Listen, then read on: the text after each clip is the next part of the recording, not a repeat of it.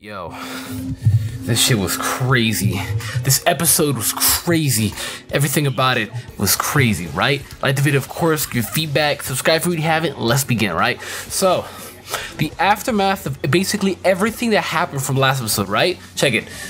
All the stuff that happened, you know, that was a little triumph of using his quirk, because every episode, or at least almost every episode, I'm almost positive there's only been like 3 episodes of this entire series where he hasn't used his quirk. He's used his quirk. You know, they hype it up every single time to show how amazing it is, and they end it off like that to make you coming back for more, to see how he's gonna do his quirk, or to see how if he's gonna get screwed over. And today was the episode where he actually gets screwed over. Fun fact, he actually used it on this bioengineered creature that actually was designed to completely counter All Might, right? So you can see that it stopped Deku's one for all quirk. It's designed to stop also All Might's one for all quirk, alright? They're pretty confident within it, or else, because if you thought about it, because they the entire time were thinking there's no way that they would just come in here and then leave, expecting that the security is not gonna go up. There's no way that they can get this opportunity again. This is the one time they can get this opportunity again. They've completely, you know, made both teachers completely invulnerable. Aizawa and Mrs. 13 completely invulnerable. I don't know if she's alive or not. I really can't remember. She was irrelevant to me, but she kind of tore into shreds.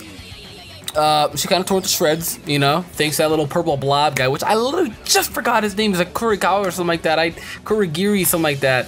He's like some type of phantom thing. So he was definitely crippled, right? And the same thing with Aizawa. Oh my god, I don't know how he survived that. Like, the guy was being smashed in by the bioengineered form, like Omu, I think the name was. I can't remember. Amnu, something like that. I can't remember what the name was, but he's being smashed in consistently, right? And you think to yourself that there is no way that anybody can survive this, right? He's not. Aizawa is superhuman to that crazy extent.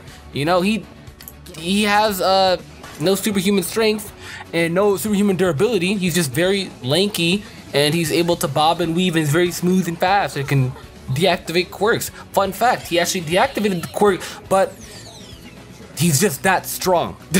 He's just that strong. So the guy can take hits, which you can see, take a full-powered one-for-all punch from Deku, which he had actually no aftermath with. So within that punch, he did control it, so there was no aftermath in that, no damage. He was able to control it right there, and I'm guessing it was because he was in a pinch. He was definitely in a pinch and a bind. He had absolutely no other reason to do it, so he got away with it, but it didn't do anything. Completely unscratched. That was 100% of his power just brought out right there. Completely unscratched. That's saying something a lot, that they definitely are confident with Omu being able to counter All Might's quirk one for all. They don't know it's one for all, they just know that it's similar. Even, I always forget the guy's hand's names. It's like Tatsugiki, something like that, dude. I am so bad with character names. I really am so bad, because, like, I don't know, I'm just really bad with it. But I love the limelight that we got for my man Shoto Todoroki, dude. The limelight, dude. He was so god. He literally destroyed an entire platoon of people easily without even getting scratched, without even breaking a sweat, and then threatens them to find out the plan to get intel and information. That is saying something. He is way too cool. If he ain't the best character, I don't know who is. He is so cool. I also like Kaminari as well. He's actually really cool. I like his design a lot, and I'm a huge fan of electricity. If I were to have a quirk, yes, it would be about electricity, because you can teleport, you can warp, you can go really fast. You actually can create flames with it, ignite flames with it. If you're rubbing something too fast, like after images to clone yourself. I mean, I personally think it's one of the greatest abilities. I do. Electricity, one of the greatest abilities, you know? It's awesome, you know? It's awesome, but that's why I like him so much. I love his design. Fun fact too, the creator actually always struggles to consistently keep the hair design for Kaminari, if you didn't know that. So it changes, notice that, it changes. Very slight, but it changes every episode, every now and then, right? I love the limelight of that. I love the bond between Kirishima and Bakugo. I love that bond between them as well. Two very powerful, muscular, manly men that just want to do whatever, you know? At least Kirishima has more morals than Bakugo. You know, Bakugo can be calm and collective, and when he wants to be, yes, he actually can shine out. So you can see that invisible frog, chameleon type of thing that tried to sneak up on him, he instantly captured it and burned it to the ground with ease. So if he really wanted to actually sit down and focus and actually use his head, because he's smart, then he actually can be very powerful. You know, he actually can be very powerful. Also, shout out to, oh my god, Momo is so bad. The clothes are ripped off. Like, what? I don't know, but they got away with it though. There was a whole little Jiro's thingy. I think the character's name, Jiro, the Soundwave chick. She like had like her like Soundwave there or something like that. I think it was a blanket. I don't know. Her power is creation, so it really isn't the greatest of powers. It sure is good at defense, but not really the best with offense. At least it's 50-50 for me, because it can be good with offense. She can create whatever she wants in order to fight. So actually, now that I think about it, it actually is a really good quirk. It's not the flashiest, you know. There's other flashy ones, and it's just not the flashiest. But shout out to that. Their squad definitely did great as well. The bird guy, I think his name was Fumikage, something like that. We had to actually see a little bit of his quirk today in animation. It was great. I already knew what it was, but it's the fact that we actually got to see it animated today, which is great. He's awesome. He's very powerful as well. Don't sleep on him. He is a sleeper, dude. And the whole squadron as well with Mrs. 13, they had to actually go out of their way and stop this blob guy, since everybody was going to be screwed if they did not. Basically, everyone was going to be screwed. Had they have not done it, well, something bad would have happened. And his name was Kurogiri. Okay, I just looked it up right now. That's how you heard me saying all the names spot on, because I looked it up. I'm bad with names, I'm sorry, but he was gonna screw them all over. Had to all get away. 5 of them on this guy, still barely breaking a sweat on him. He's just way too powerful. He instantly accepted defeat as well, like right there. Right, like just like that. He knew where he was headed, and he just instantly accepted defeat just like that.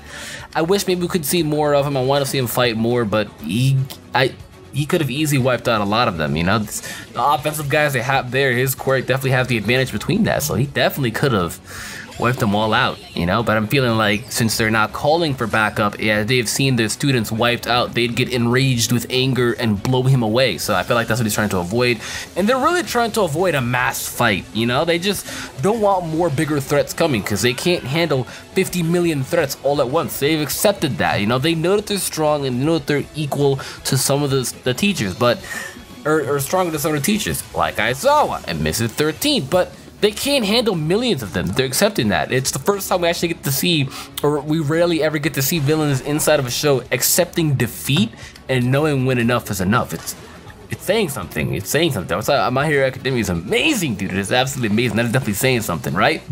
His name is Shigaraki. There we go. I always forget his name. He instantly, right, jumps at them. I'm like, okay, cool. Whew, they're not gonna show this yet. I thought they were gonna leave this for next episode. I didn't think they were gonna leave this in this episode. Instantly jumps at Asui. I'm like, no, not the wifey. And he jumped at her, and you saw what he did to Aizawa's elbow. He crumbled it. He ripped it to shreds. He saw that. He jumped at her, grabbed his hand at her face. On God, I was Deku the entire time. Sitting there watching that, I was Deku the entire time. I was sitting there with my jaw dropped. I was like, yo, get mad, go at him right now, because I know what's gonna happen. I've read the manga, but it's the fact that it's animated so beautifully. It is true to the manga. Every episode has been true to the manga. The OST is amazing when they're like, my hero. Whew, I have just become... the anime has really brought back so much for me, dude, because I've been reading the manga since it's dropped, you know. I started reading it about 2014, about October, and actually I think it dropped in like September of 2014, so I started like a month late when it started, and instantly I was massively into it. Shout out to my boy Chibi Reviews. I actually saw him do a review on it around 2014, and that is when it was either him or someone else, I saw someone do a review on it, and I instantly got into it then.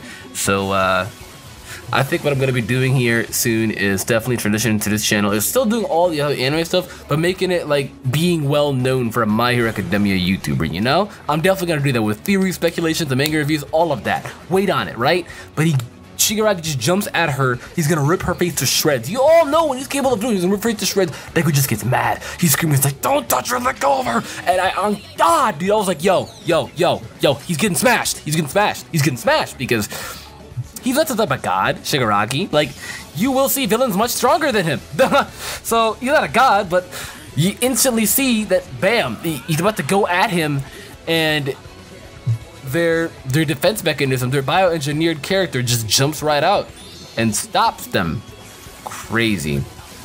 absolutely crazy how he just jumps at them and stops him and takes the hit like it's nothing, dude. Good point is though that Deku gets no type of recoil from it. Had he gotten a recoil, he would have just wasted the punch, then doing no damage and then breaking one of his arms, so then it would have been completely useless. But yeah, we just got to find out what happens next episode when All Might comes at the end. It's like, it is fine now, I am here. I'm like, yes, I love when he says that. Yes, I loved it. All the moments of all the characters, all of them giving limelight is what I like the most, because most animes like this, they kind of leave some kind of relevant. Like Naruto, that kind of did a poor job at that, where they gave every character a mass amount of limelight for their little time, but then kind of made them feel irrelevant again, you know? Like, except though that some characters just need to be relevant, like Tenten. Screw her. But that's actually going to be it for this review, guys. If you enjoyed, of course, give it a thumbs up. It lets me know that you like to see this and you like to see more of this. I'd love to hear the feedback. Subscribe if you already have it. I'm going to get out of here. Goodbye.